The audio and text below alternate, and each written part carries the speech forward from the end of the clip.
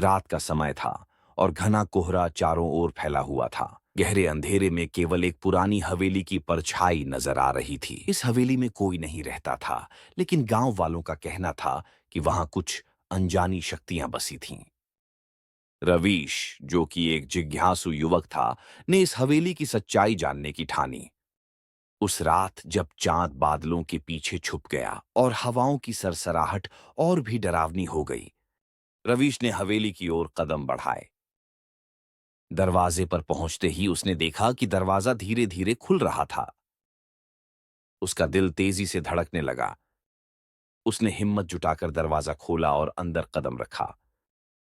हवेली के अंदर घना अंधेरा था।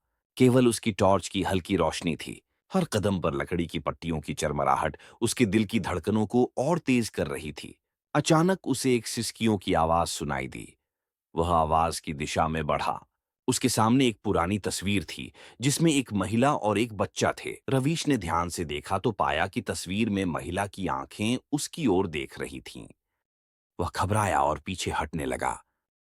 तभी उसे एक परछाई नजर आई। परछाई उसके पास आ रही थी। रवीश का शरीर ठंडा पड़ गया। उसने साहस जुटाया और परछाई के पीछे गया। उसने देखा कि एक दरवाजा खुला हुआ था और उसमें से ठंडी हवा आ रही थी। दरवाजे के अंदर घुसते ही उसकी टॉर्च बुझ गई। अब वह पूरी तरह अंधेरे में था। अचानक उसे किसी ने पीछे से छू लिया।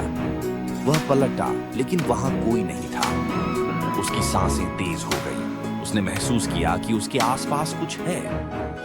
तभी एक आवाज आई, तुम्हें यहां नहीं आना चाहिए था। रवीश ने डर के मारे चिल्लाया और बाहर की ओर भागा, लेकिन हवेली का दरवाजा बंद हो चुका था। उसने दरवाजा खोलने की कोशिश की, लेकिन कोई फायदा नहीं हुआ। तभी उसने महसूस किया कि कोई उसके पीछे खड़ा है। उसने पलटकर देखा, एक सफेद साया उसकी ओर बढ़ रहा था। तुम्हारी जिज्ञासा तुम्हें यहां तक ले आई, लेकिन अब तुम्हें इसकी कीमत चुकानी होगी।